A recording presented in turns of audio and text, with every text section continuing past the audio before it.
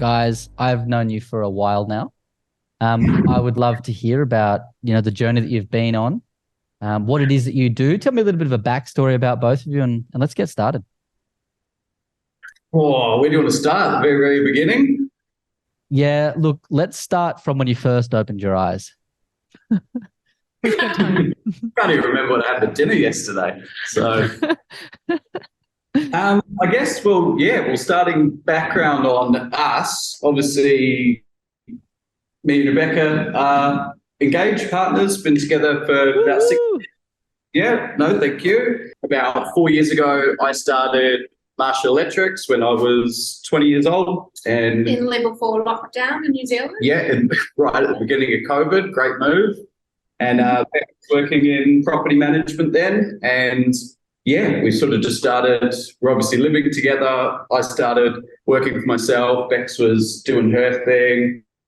And then eventually I manipulated you to come and help me and sort of jump forward 4 years. Here we are.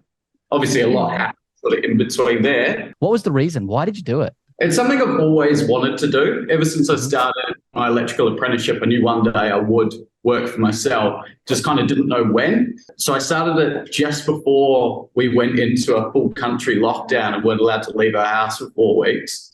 So that was pretty interesting. So I just sort of didn't know what to do. And then, coming out of that was obviously I had no idea what I was doing. Went from just turning up to work every day to kind of like, let's ask my friends, do you know anyone that like wants me to put in a PowerPoint, change a light or whatever? I just had no idea what I was doing. Got you into the property management world. So you have to sign a contract at one of the Barfoot branches to work at all of them. So because I was working there at the time, I got Tom to sign the contract and then he kind of just started dabbling in it. Beck saved my life, really. She just like gave me my first like bit of work. She was like, no, there you go. Kind of just felt sorry for me. Like, here you go. Here you go, sweetie. What was the first year like? Obviously locked down for a big period of it, but what was the first year like? Like, it's really hard to say what it was like because there were moments where it was just absolute chaos and things were really good. I was getting heaps of work and I was really busy. And then there were other moments just going, oh my God, like, am I going to be able to eat tomorrow? Like, it was pretty stressful, especially like I was only 20 years old. So it's like, I just didn't know anything, but it was just sort of figuring out like, okay, well, how do I, one, get work? How do I like invoice things? How do I like, everyone's like, oh, you need to have Xero and you need to have this. I was like, what's Xero? The number? What are you talking about? So it was like pretty hardcore trying to like learn everything. So that's when I sort of started business coaching, was maybe a couple of months into starting it. And that's when I started to get the tools to work out what I was doing.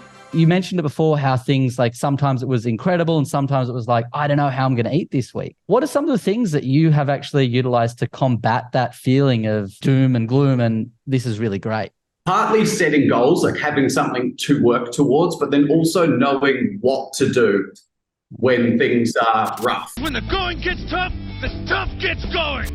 That was the hardest thing for me because things would be great and I'm like, oh, sweet, just expect them to stay that way. But then when things were hard, I just didn't know how to fix them. But then from learning from you guys, like what to do when we're quiet or what to do when I'm having issues with staff or what happens if this bill comes in or cash flow issues or this, that, whatever. The biggest change for us is when I understood what to do when those things happened. That was probably the biggest turning point.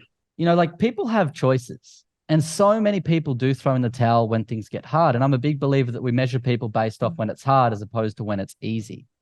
And for you guys, you have made, choices and decisions that have ultimately led you to where you are. But along that whole way, you haven't given up on what you're trying to achieve. You may have changed it in certain ways and, gone off on other paths of who we're going to target as clients and what type of work we're going to do and how we're going to work together. Like, 3 months ago, we weren't talking about getting a warehouse, and then something came up and what a great opportunity. And now look at you guys.